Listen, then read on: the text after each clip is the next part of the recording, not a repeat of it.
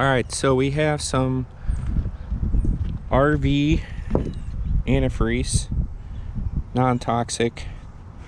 We got 10 gallons of it because we're going to need to fill this bin right here with enough for our 12-volt sump pump. So we're basically going to drop this sump pump in this bucket. The hose is routed directly into the intake on the motor for coolant. Normally it would suck right out of the water, but we're gonna route this directly into the system, pump our antifreeze up into the motor, and it will come out of these exhaust ports. It's mixed in with the exhaust. And to make sure that we collect everything, we have these. This is a 4-inch 90-degree elbow with a little piece of pipe. The diameter of our exhaust is actually a little bit smaller than 4-inch, so we basically just made this out of duct tape to take up the space. So first thing we're going to need to do is take off these flaps and get our pipes all routed.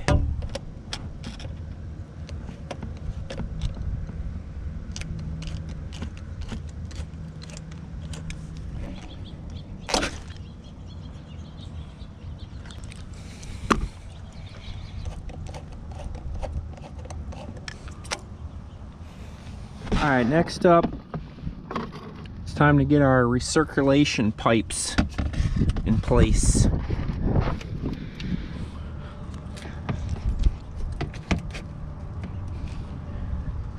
Now the extreme horsepower of this engine likes to blow these off, so we're going to get a little extra reinforcement tape.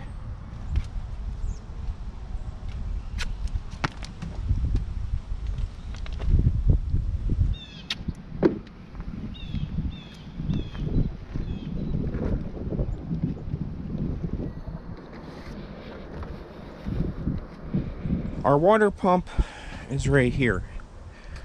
This pulley right here. Water is pumped out these exhaust ports. This is the exit. This is the intake.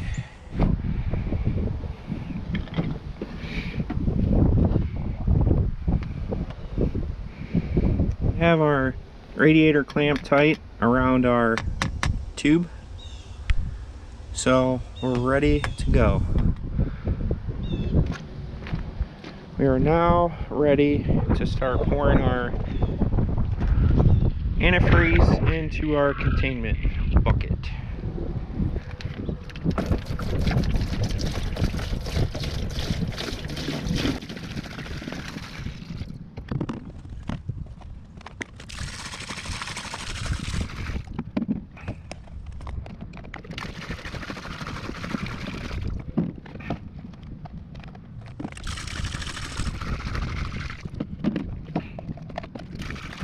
So now that we have this full, we're pretty much ready to begin. We're going to drop our sump pump into this bucket. Now, some motors might have enough pickup to actually, this is a way to kind of like prime the system, get coolant up to it so you're not just sucking up air. Once it's going, I could probably shut off my little sump pump, but I usually just leave it on. This is a 12-volt pump, so I'm just going to plug it right in here.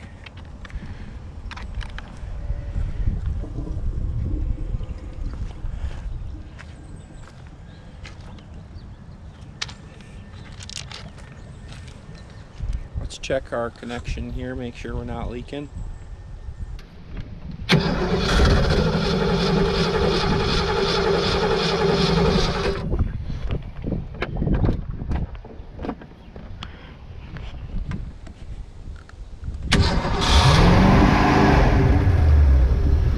There we go. Alright. Now with the engine running, we have coolant from our bucket going right through this line directly into the engine. And she's taking on fluid. And how we can confirm that is we're starting to see it come out of the exhaust.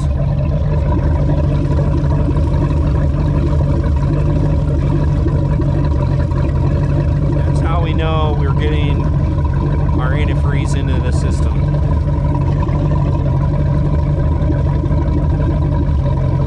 Now, I like to let it run for quite a while. You might be asking yourself, what about the residual water that was in the system before we hooked this up? Well, it's going to get mixed with this coolant, and we pretty much just got to hope that it doesn't dilute our coolant to the point where it's lost its anti-freezing agents. But I've never had a problem with it. I mean, I suppose it is possible though. And in that case, you would want to, there are some drain plugs on this that I could have opened, but I'm just not going to. There's a drain plug here on the back of this manifold. I could have got a little bit out, but I think we'll be all right. Our boat winterization process is now complete. I like to let it run a little while, make sure it gets in every little crack and crevice and whatnot. But we're pretty much in good shape here.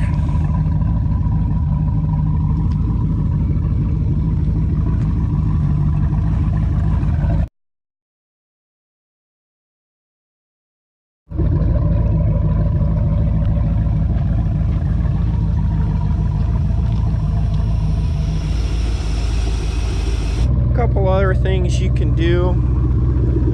You can treat your fuel with some seafoam. I like to dump some of this in and keep the tank completely full.